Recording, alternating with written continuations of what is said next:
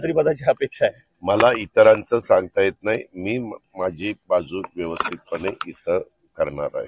असं म्हटले की बारामतीमध्ये जर आम्ही उमेदवार दिला नसता तर महाराष्ट्रामध्ये वेगळा संदेश गेला असता. योगेंद्र पवार आणि अजित पवार यांची तुलनाच होऊ शकत नाही. अजित पवारांनी काम खूप केलेलं आहे त्या ठिकाणी. अहो, तुलना होऊ शकत नाही. इतर पण उमेदवार होते ना.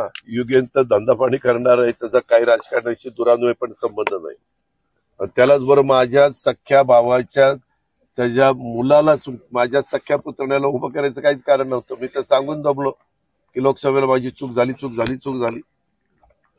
परंतु चूक झाली म्हणजे काय, घरातलाच माणूस उभा करायचं. काय झालं, इकडं आमच्या बाबा आत्राम तिथंही घरातली मुलगी त्यांची स्वतःची मुलगी उभी केली.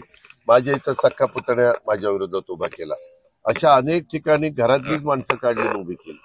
त्या शिंगणे तिकडे गेले म्हणून, नाहीतर शिंगणे इकडे असते तर त्यांच्याही विरोधी त्यांची सखी पुतणी उभी करण्याचं चाललेलं होतं. तीच मला सांगत होती, मला सांगितलं होतं की तुझ्या काकाच्या विरोधात उभं आहे.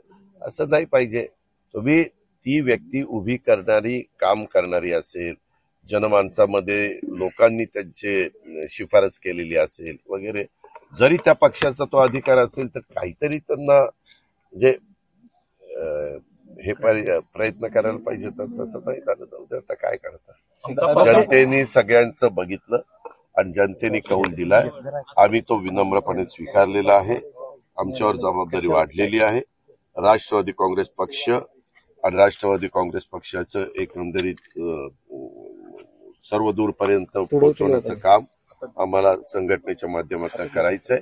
आम्ही सरकार बघत तेही काम त्या ठिकाणी करू आणि पुन्हा एकदा एक चांगलं वातावरण राष्ट्रवादीच्या बद्दल संपूर्ण महाराष्ट्रामध्ये निर्माण करण्याचा प्रयत्न करू. देवाभाऊ अजितदादा आणि एकनाथ शिंदे हे लाडके भाऊ म्हणून निर्माण झालेले आहेत महाराष्ट्रामध्ये. तर हे लाडके भाऊ लाडक्या बहिणींची आश्वासनं पुढे अशीच पाळतील का? त्यामध्ये आम्ही ज्या योजना दिलेल्या आहेत ती आश्वासनं पाळणं आमचं कर्तव्य आहे. ज्या योजना दिलेल्या आहेत.